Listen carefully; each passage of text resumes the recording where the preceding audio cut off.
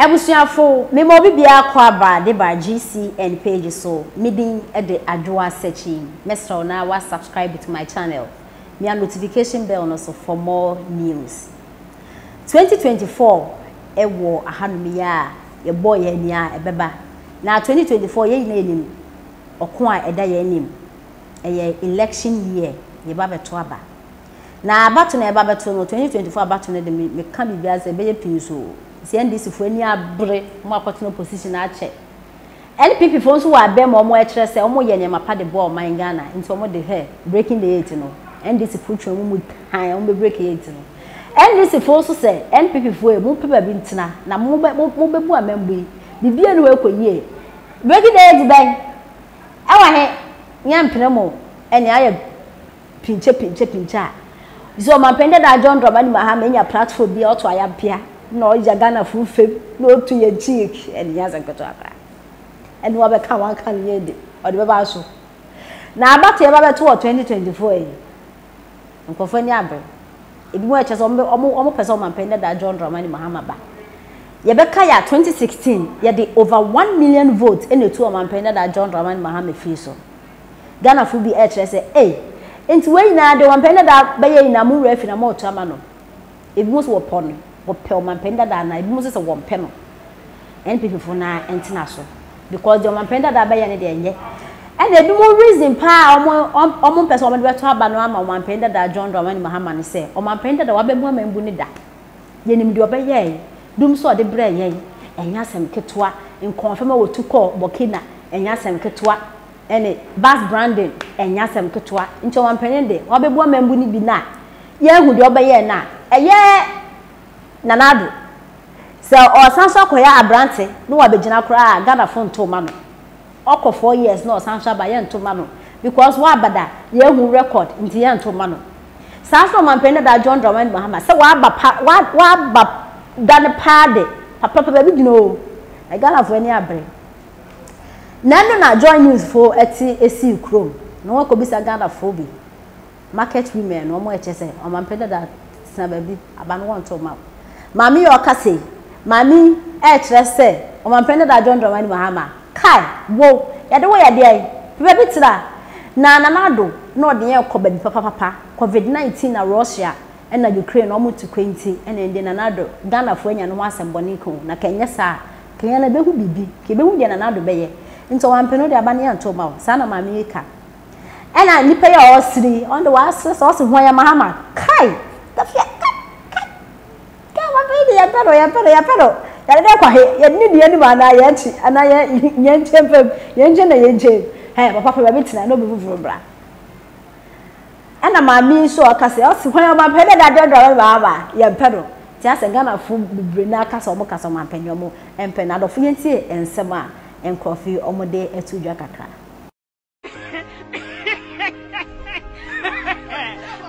ya semo na mama so sampe president edibio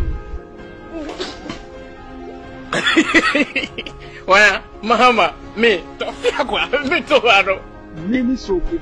Mahama de demrem ekem Mahama de bentu aba ma no Mahama ha no ho abaje ni pension pay wadi awie wonjira wala hello Chaya from Nana ya enra omampin ko mrashebedwefie Okoma State of the Nation address Okanyema bebre okasafa Bosnia ya tabo ankrofo say omaye quite reckless with it omun disikani ye say Jessica said ye we ya yemfa nye omampin say enye sa osan kasafa vaccines ayema nkola ashoti nini na sikasem say ye disika kotoni ade but wa wo hwa Ghana nkasa no sena omine tisisi ano eto sing Omaino asai dada ansana papa no eba abetana so sikadie mpanifo a die chiredi aman mpanifo na chi no mo no mo yesa ade no egu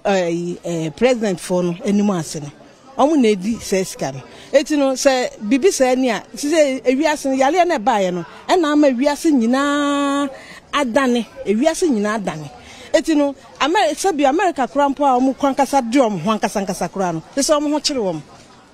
etini say oman Ghana so ye ho ache ya sa ye kwaye ye se ye binum o Africa countries bebre dwane ba Ghana eti Nigeria for na say ya se he ya akra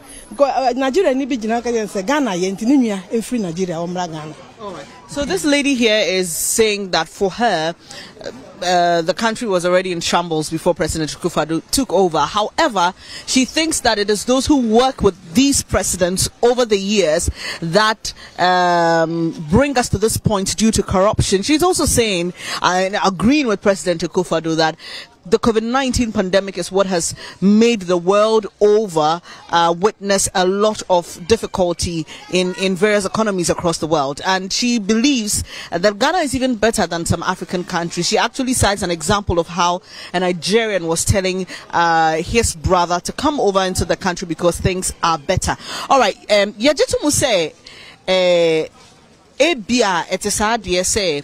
some African countries are doing better than Ghana. But so what share Ghana be ye free? Now no ye 66 years. Unjini say anka ebia say ya tutu ye nyama year. Ebia enye si ne befa na wo da ho agina ho say COVID-19 pandemic nintina ye wo tebia ye team. Tama yale ne maye no. Na President Akufo-Addo no ototo ade ni yie pa. Na nyoma ekoyie. Because the woman cries so now you want a much so now or ya juma and your ma koye. Yes, it can because Yalian Shafian and Penfo can say, see Yale way bay a beha if we are singing. I am Panso, so we are singing. It is the same. Abotana was in ya. Abotana was here on mine yenya near Bompire Senior Coponso or Bessaka, you mamma. She's asking instead of you na yatin sema o de etu jomo HS o man penda da John drama ni mahama nya de o penin to ompa baby entina now ukwisi trace so adaya say I'm not afraid to die. Jimmy for like you who has time to come and hunt you Martin Pebu windim nyansa. We will not sit down and watch you people to go about fooling like that.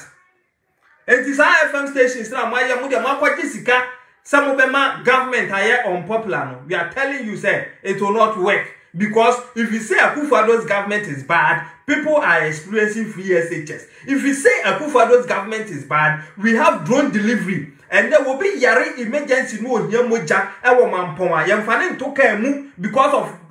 blood infusion emfane to nika Kumasi. You just sent a Uber sending plane elu plane kete now ship that the moja na kwa save nipa no. This is what we call governance, thinking about the welfare of the people. And then samimi near school we don't need say yebekwa ko bobesia ma mebe turn into ma. We see this one, we see schools built, we see roads constructed, and it is a woo better FM station so and now TV station so that's a more some a more general trim. That's also be catch them say abanya